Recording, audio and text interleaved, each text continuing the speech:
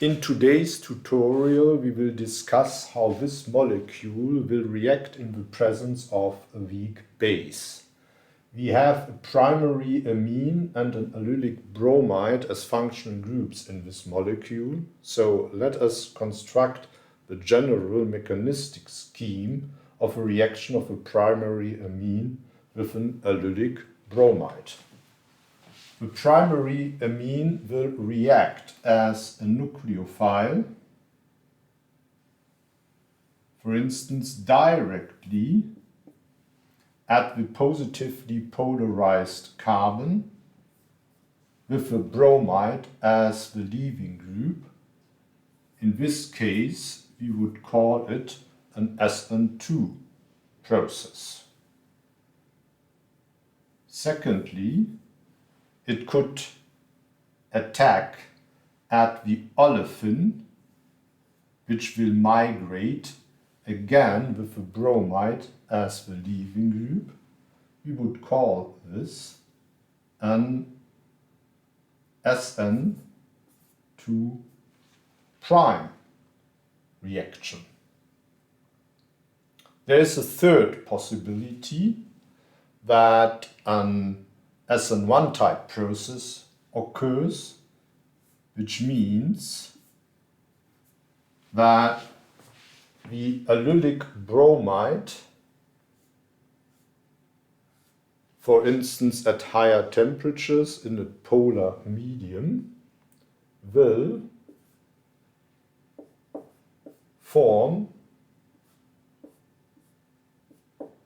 a stabilized, mesomerically stabilized allylic cation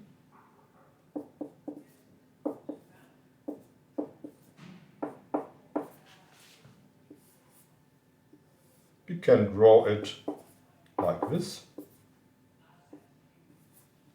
And of course the nucleophile can react at both ends of this allylic system, resulting in the formation of an allylated ammonium salt.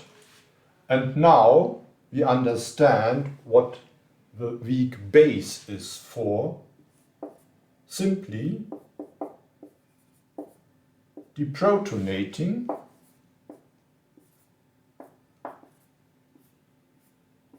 that we get the free allylic amine at the final product. So minus HBr. Let us transfer this general scheme to our starting structure. Can react either here or here.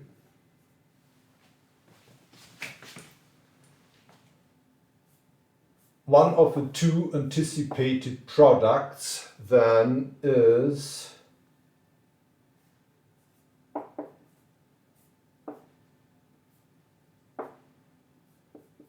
this partially hydrogenated indole ring system.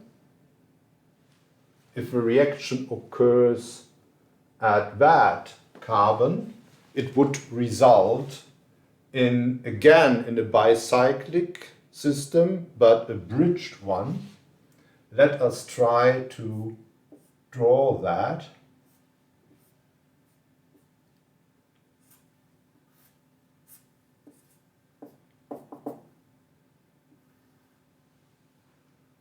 And finally, the classification of these two ring closure reactions according to Baldwin. Then this is a 5-exo trig product, whereas the other one, a 7-exo tet product. Generally, the 5-exotric product is the kinetically favored. In this case, it would also be the thermodynamically favored one. Thanks for listening.